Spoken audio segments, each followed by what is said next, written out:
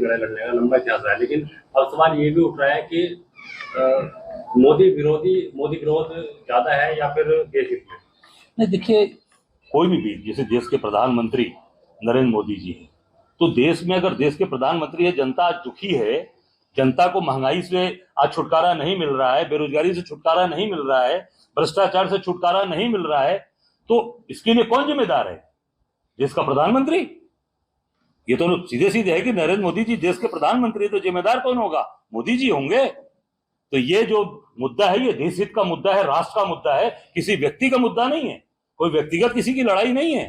ये लड़ाई देश की है, राष्ट्र की है, राष्ट्र के नागरिक हैं जो आज महंगाई से जूझ रहे हैं, बेरोजगारी से जूझ रहे हैं, भ्रष्टाचार से जूझ रहे हैं, और इनके पूरी तरीके से जो गुजरात के ठेकेदारों का महिमा मंडन आप कर रहे हो, गुजरात के व्यापारियों को सारा पैसा कमा रहे हो। कौन कमा रहा है?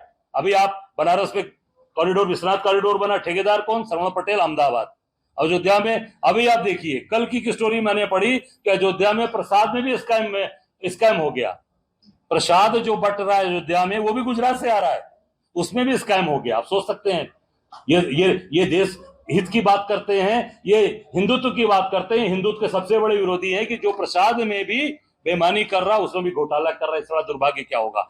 वृंदावन में परसों गया था, वृंदावन में लोग वहां कह रहे हैं कि भाई ये वृंदावन कुंज गलियों को आप खत्म करोगे, हम कहां रहेंगे? उनकी पत्नी, उनकी औरतों ने, उनकी जो सेवा करने वाले हैं, उनकी वाइफ पत्नियों ने आके सड़क पर, जो कभी घूंघट से बाहर नहीं आती, उन्होंने आके विरोध किया, मुझसे मिली।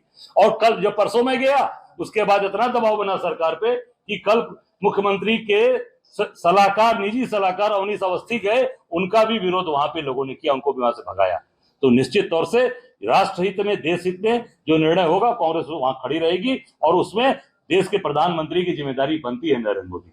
एनडीए के जो सहयोगी देने वाला पंचायत चुनाव की बात कर रहे हैं, उसको लेकर क्या रहेगा? देखिए, मैं तो नहीं कहना चाहूंगा कि हम मजबूती के साथ अपना काम करने जा रहे हैं, और एनडीए में तो आप देखना भी, जिस तरीके से भी बिहार के चुनाव में भी इनका सब लोग, बहुत लोग साथ छोड़ने वाले हैं। और वहां के मुख्यमंत्री आप देखिए, जब राष्ट्रगान होता है तो ताली बजाते हैं, आप देख सकते हो किस तरीके से बगल में घूमते हैं। तो ये मैं समझता हूँ कि पूरी तरीके से वो लोग आज इनसे उब चुके हैं, इनके नेतृत्व से उब चुके हैं, और वो मुक्ति चाहते हैं एनडीए। वाराणसी में आपके सहयोगी को गिरफ्तार किया गया। नहीं, देखिए, कांग्रेस के कार्यकर्ताओं का अत्याचार, अन्याय किया जा रहा है। कांग्रेस का कार्यकर्ता दिन रात काम कर रहा है, मैं लड़ रहा हूं। अब उसमें आप देखिए, अब उन्होंने दिखाया कि उन्होंने रात को दुकान को लूटा, और लूटा दुकान को ताला तोड़ के, फिर उसमें ये भी दिखा रहे हैं कि महिला, वहां पर वो महिला उपस्थित थी और महिलाओं के साथ बदतमीजी किया। तो रात को दुकान बंद करके जब घर चले गए, तो महिला कहां से आ गई भाई? महिलाओं के साथ बदतमीजी कहां हो गई?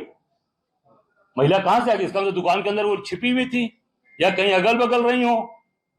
ये देखिए, जिस तरीके के हास्यास्पद चीजें को कहा जा रहा है, ये पूरी तरीके से पूरी कांग्रेस पार्टी के साथ, हम लोगों के साथ जो ये पूरी सरकार बौखला गई है, ये निश्चित तौर से हम सब लोगों के केवल और केवल राजनीतिक रूप से प्रतिद्वंदिता का ये कारण है।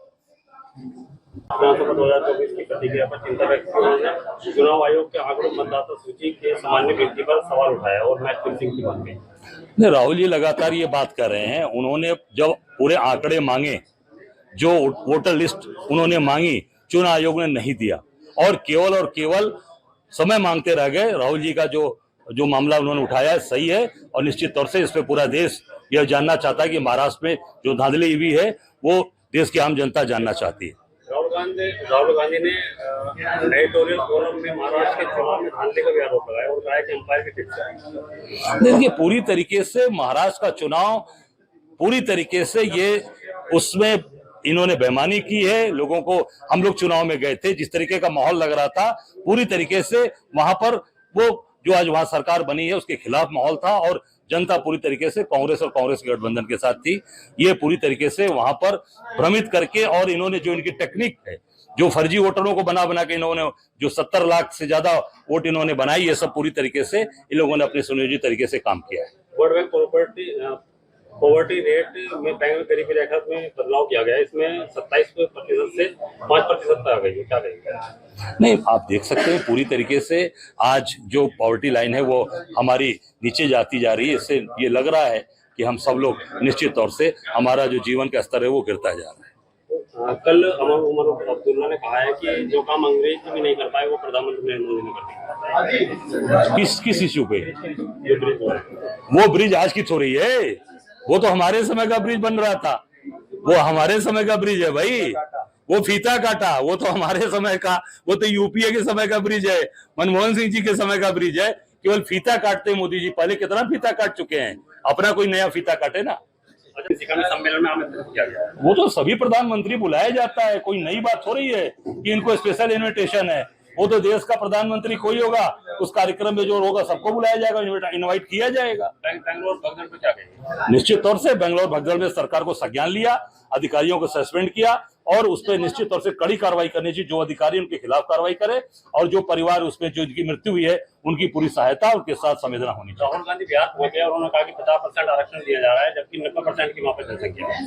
देखिए, मैं इतना ही कहना चाहूंगा, राहुल गांधी जी लगातार मांग उठा रहे हैं। कल वो दशरथ मांझी के घर गए, जो माउंटेन मैन, जिसने अपने परिवार के लिए पूरे पहाड़ को काट के रास्ता बनाया। राहुल जी की वो सोच है कि इस देश से संघ और भाजपा को हम विदा करेंगे। अगर आप ये वीडियो YouTube पर देख रहे हैं तो हमारे चैनल को सब्सक्राइब करें और बेल आइकन को दबाना ना भूलें। अगर आप Facebook पर ये वीडियो देख रहे हैं तो हमारे पेज को लाइक करें।